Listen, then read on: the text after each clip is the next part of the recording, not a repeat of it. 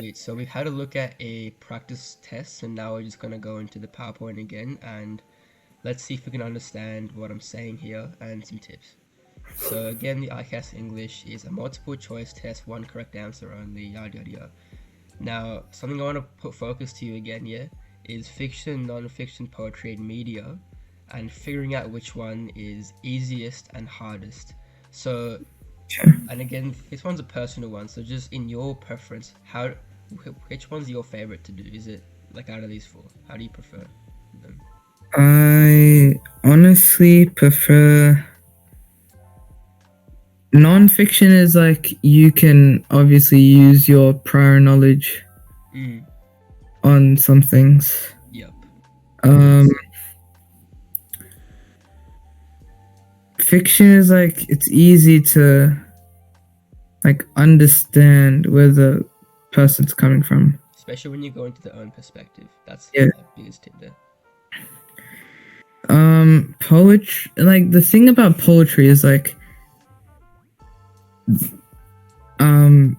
it can be so similar. Mm, Like the question that we just did, it was so similar between everything, and then media is like so many different perspectives at once.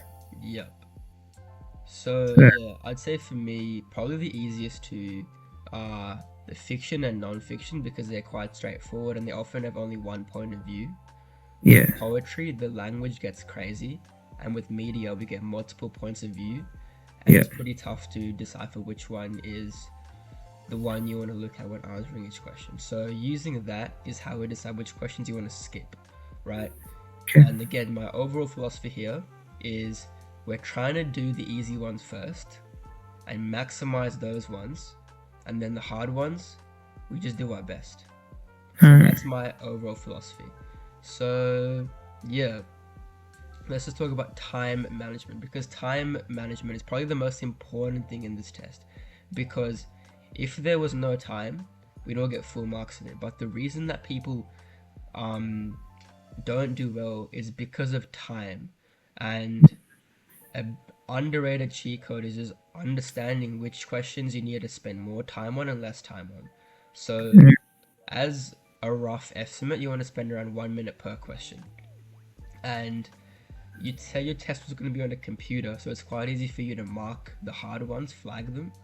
I think yeah, Alt F would be how you do it, and then flag it and just move on. So that way you know you can come back to it later. No penalty for guessing, so you should not leave any blank. Like, at a worst case, just guess something. I usually guess C for my multiple choices, but you can guess whichever one you like. A for Abdul. Now, okay, use the final 5 minutes to check. Yeah, again, now this test is designed for time pressure, but not that much time pressure. So I recommend, I think my best estimate, you probably finish with a couple minutes left, right? yeah, Probably will. So in these last 5 minutes, do you spend some time double checking and doing the yeah, questions that you found hard? But yeah, that's pretty straightforward. Um, but yeah, I reckon the most important thing though, if it's too hard, skip it, move on, and come back to it later. Now, I have here, if you just blind guess the question, that's a 25% chance of getting that question right. But I'll talk about this a bit later in the PowerPoint. But if you were to eliminate some options, that will increase that chance pretty good. So that's how I'd skip questions. I wouldn't blind guess anything, but I would make educated guesses. So cool. Fiction reading strategies. So as you can see here, all fiction pieces usually follow the same pattern, which is start off with the premise and then arising action, climax, and then resolution. So you want to pay key attention to these couple things, right? Because the overall plot can be summarized by the premise, the rising action, the highest point, the peak intensity, and then the conclusion. So if you understand those four things, you understand the story. So pay attention to those things, and I would just put myself in the character's perspective because that allows you to literally feel what they feel. And then like I think per set there'll be around 7 questions, around 3 or 4, probably 3 will be directly related to how the person feels. If you understand how the person feels, you can do this question super easily. So if you are stuck, just You can even close your eyes and imagine being that person. Imagine how they feel, and last case scenario, like no, last case resort, just go off vibes. That's how I do it. But yeah, Mm. over here, you want to pay attention to the emotion and tone, dialogue, especially for dialogue. If they're asking what the character feels, you have to go dialogue, because the dialogue will tell you what the character feels, not what the purpose, like the narrative feels. So Mm. again, you seem pretty confident on fiction, so we'll go to non-fiction and media, right? Often, if you can remember the thing about the sharks and the tortoises before, Yeah. a key element that saved us so much time was subheadings. So Yeah. always look for structure, because structure is so important. It will show you exactly where you want to look to find information, and it will tell you the scope of the information. Because sometimes what's going to happen is they'll give you four options, and it'll be like which option is correct, and the other four are incorrect, right? Sometimes two of them will be like contradicted in the passage, but the other one just is not there in the passage at all, right? So if you Yeah. understand exactly what's coming in the passage, you're not going to spend a lot of time looking for something that isn't there, because you know it's not there, right? So having a good understanding of what can come and what can't come on the passage is so important. So subheadings are super important.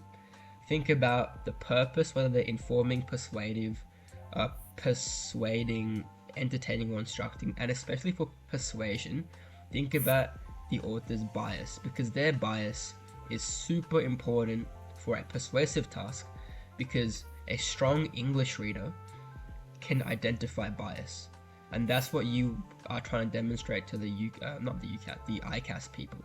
So Mm.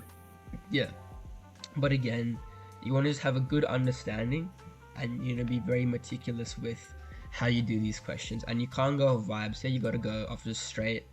Look at the question, find the information, and I find these actually pretty easy. Non-fiction media is a bit more challenging, but I prefer it over like a poem or something. Yeah.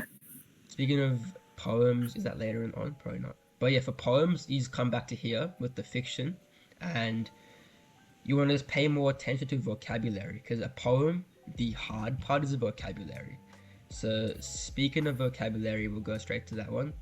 The vocabulary in context. So the I'd say 20% of vocabulary skills is knowing words, but the big part of the 80% is understanding which word is more appropriate, and always understanding, especially in a poem. This is so important in poems. The poet picked that word for a reason, right? He could have gone happy or elated or belated, but he picked ecstatic instead of happy for a reason. You need Yeah. to identify that reason, and often it's about tone. So that's how we use vocabulary. So, and also, if you remember the question with the adverbial clause, right? Me Yeah. and you, we had no idea what an adverbial clause was. But by understanding, just breaking things down, okay, cool. An adverb describes a verb, and a clause is a part of a sentence. So we'll just try and guess it's something related to the part of the sentence that describes the verb, right? So Yeah. using just critical thinking to make an educated guess when necessary. Mm. But yeah, so check the prefixes and suffixes, and again, the biggest and most important one here, eliminate obviously wrong choices. They like this ICAS test is littered with really stupid answer options, and you need to make sure you don't fall victim to that. But more Yeah. importantly, if you can get rid of them quickly, because we're trying to get the questions right in Yeah. as little time as possible, and if you can eliminate options, that saves so much time. So Yeah. be very judicious with elimination, and you told me before you like elimination, so stick with that pattern, because it's probably the best pattern. If I can give you one piece of advice for the entire call, that thing would be eliminate the obviously wrong choices. That would take you so far. So anyway, boom. Now the entire part of I guess the entire thing that they're checking for you in the ICAS English that they're measuring is your inference skills. How you can look at information, and if you can determine things based on that. So if you remember what I told you before about if something relates to a particular animal like a tortoise, it will relate to animals, but if it relates to animals, it may not relate to tortoises, right? So Yeah. it's about understanding those relationships and how the inference positions those to make the most of the thing. So you want to really understand, having a very like analytical mindset and understanding why or how different groups relate to each other. And I'd say inference, the whole point of inference is using evidence carefully. It's about being a detective, looking at the evidence you're provided with and seeing, okay, can I do something with that? So any tips here, I guess, is again, if it's like um directly like a quote from the thing, I'd be a bit careful because that could be a trap, and you'll see traps here in a second. But if it's directly from the passage, it could be a trap. And some other things about inferences are you need to make sure what's an appropriate inference and what's inappropriate inference. So again, that's usually about just common sense, right? Yeah. So yeah, again, like it's hard to teach common sense, especially because we only have a day until your test. So I'd say in that case, what you want to do is, if it's hard, skip it. And regarding inferences, I think your instinct should be pretty good. Usually your instinct should be good. And if it's not good, circle the question, flag it, come back to it, and understand that we probably will get some questions wrong, and that's not a problem. Don't get stressed about that. But you want to get the easy ones right. Alright, so that's something. Now, common question traps. Again, here's probably the most important slide. All or none of the above are really, really techy, because all that's saying there is if it says all, you have to check every single one and make sure every bit of information is correct. Often there will be one piece of information that's slightly incorrect. If you can't determine that, then you get the wrong answer. Same with, or kind of the opposite with like none of the above. Everything will be wrong beside one thing that's slightly correct, and then you gotta pick that one, right? So you want to make sure, like, if it has this option with all or none of the above, be very careful. You're okay to spend time on those ones because they're classed as hard questions, so feel free to spend time. Now, how they, like in this test, how they often get you is they'll often give you really easy ones to eliminate, so boom, that's out the way. Then there's the half right, half wrong ones, where it seems right, but there's one small thing about it that makes it wrong. And remember, the whole thing has to be correct. So how I tackle these ones is I would say, if I'm having trouble figuring out which one's the most correct, I'm then going to try and figure out what's the most incorrect. And from that, I can then do elimination, which you know how to do really well, and that will save me a lot of time and just help me think in a different way. And here's like another good point, write this down.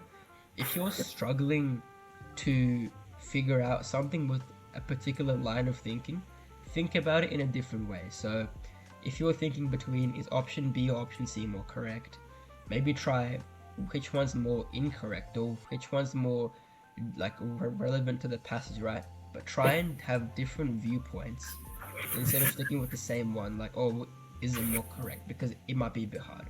But again, for hard questions, we have to get a bit lucky as well. Now, extreme words like always or never usually are wrong, right? If I were to say all rocks are black, you know for a fact that not every rock is black. If I say majority of rocks are black, you could agree with that because without stats, fair enough. But if there is extreme words, be careful. Because often what's going to happen is in the question, like in the statement, it would be like it will say something, but it will say the majority or the most things are something. And then in the question, it will say all or never. And if something is always true, it's also like mostly always true. But if it's mostly always true, it's not always true, right? So understand that distinction there. And again, this one here, the distractors copy the exact text, but they twist the meaning. So if it's got the exact same text, be very, very careful because it probably is a distractor. I'll send you the PowerPoints. Have a look at the examples on your own. Yeah. And final test day tips. Here's probably like also like one of the most important slides because this is what I can give you most effectively. But you want to read the questions carefully, and I'd say a big thing that happens to a lot of candidates is they read the stimulus super carefully, but then they kind of drop the ball in the questions itself. But the questions are more important than the stimulus because the stimulus is designed for you to not read everything, but the question is designed for you to read every single part of it. So spend like a decent chunk of time if you have to understand the question, because that will save you from distractor options. Yeah. Keep your eye on the time, so you know, like if you're like, for example, wait, how long is the test? Is like 40? Is it 40 minutes? 55. How many questions are there? 55. Cool. So it's about a minute per question, right? So Yeah. you can tell, okay, like if I'm on like in minute 36, you should be like 36 or above, sort of, right? So if your time, like you can very easily calculate if you're below or above on time, and Yeah. always try to be very like decisive with, like, you know what, this seems hard, boom, I'm not gonna worry about it, I'll come back to it later, and be okay to skip questions, because it is okay at the end of the day. Like skipping a question is not the end of the world, because it's actually better because you can then get the easier ones and not, waste time. So track the time. Here's probably like another important one. Your first instinct is usually correct. You know why? Because often what happens to people is we see the correct answer and then a slightly less correct answer, and then we start like comparing the two and trying to see, Yeah, that's what happened to me as well. Yeah. overthinking, right? When I get the answer and then I go back just to double check it, Yeah. and it's like, oh, this answer could be right, and then I went out and put that one. When I go to the answer sheet, it's the first one. So. Yeah, 100%. Because these questions are written so that not every wrong answer is wrong, but the right answer is more right. And Yeah. often what happens when you start being a bit more like, oh, it's this or that, you just waste time. Are you saying something? Oh no. Alright, cool, yeah. And I guess the biggest problem is that you waste time, like trying to like weigh things up. So even if you get the first instinct wrong, Yeah. it might actually be a good thing because you save 2 to 3 minutes, which you can put onto another 2 or 3 questions. So your first instinct should usually be correct. And like if you were a bit confused, here's what I would do. I would pick my first instinct answer and then flag it. That way I know if I have time to come back to it, I will.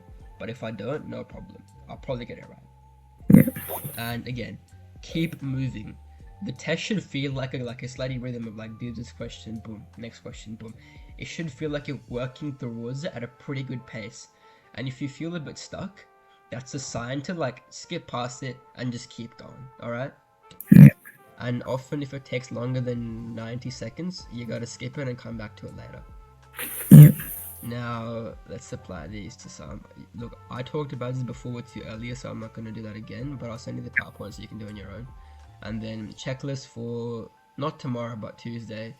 Sleep really well, eat a nice breakfast, bring a watch if you want, just calm and positive. Yeah, cool. So, I'd say the most important ones is you just want to like, as they're handing out the paper, or like as you're as you're about to do the test, in your mind, pretend yourself and tell yourself that you've already got full marks. Like realistically, here's what like for me, in a school test, as my teacher's handing out the paper, I just tell myself, I've already gotten full marks on this. This is gonna be so easy. And what that does for me is reduces the nerves and makes me a lot more like high functioning. Because on the day itself, probably the worst thing for you to deal with is this crazy nervousness. So just gaslight yourself into believing you already got full marks on it, and just say, oh, this is easy, it's easy, it's easy. I will just keep repeating to myself, oh, this is so easy, it's so easy, it's so easy. That will just help me get in the zone. Avoid cramming last minute. I know for guys like us, we love to spam questions and just try to maximize our chances, but if you practice before the test, you might be a bit too tired for the test and you may not do that well. So that's always a bit of a risk. So on the day itself, don't do questions, but grab a paper and just read it, but don't do any questions, right? And yeah, So that concludes the PowerPoint and my overall advice for a cramming UCAT test taker. So if you have any questions, feel free to hit me up again and we can answer those questions together. If you want like a lesson tomorrow or like a lesson anytime, just hit me up with your mom and we'll be able to do that for you. And yeah, overall I'll just say if you've been taking notes, then look at your notes. But probably the most important ones are just let me just go back again and give you the most important ones. So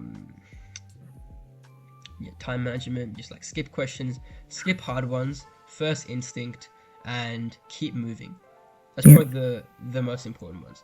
So with that said and done, that should be enough for you to do really well on the test. So good luck and let me know how you go.